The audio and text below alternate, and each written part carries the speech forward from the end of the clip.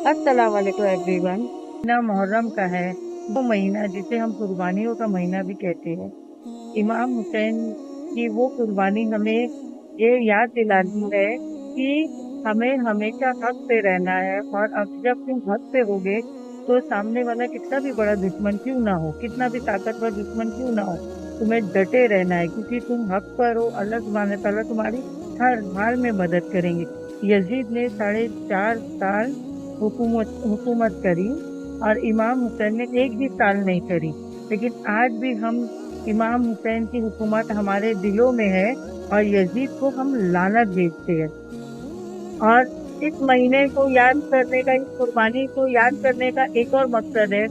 कुछ लोगों ने जंग लड़ी, कुछ लोगों ने नमाज इतनी तकलीफों से पढ़ी, लेकिन वो चाहते तो नमाज छोड़ सकते थे, लेकिन उन्होंने नमाज नहीं छोड़ी, क्योंकि वो नहीं भी पढ़ते वो तब भी जन्नती थे। लेकिन हमें उम्मत को ये मैसेज देना था, किसी भी हाल में हमें नमाज को नहीं छोड़ना है। आज हम छोटे छोटे रीजन कुछ भी हो जाती, कहीं बाहर जाना है या कुछ करना है, तो हम नमाज को स्किप कर देते, कज़ा पढ़ने लग जाते। नहीं, हमें नमाज को किसी हाल में भी नहीं छोड़ना है।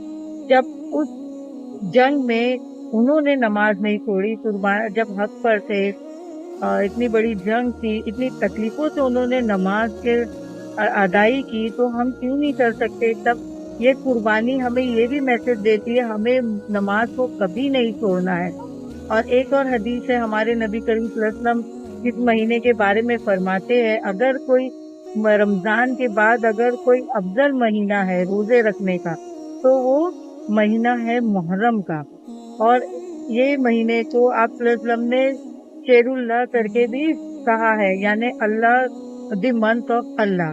तो इसकी ये फजीलियत है कि अगर रमजान मुबारक के बाद अगर ये दूसरा महीना होगा तो अफजल में, तो ये मुहर्रम का होगा।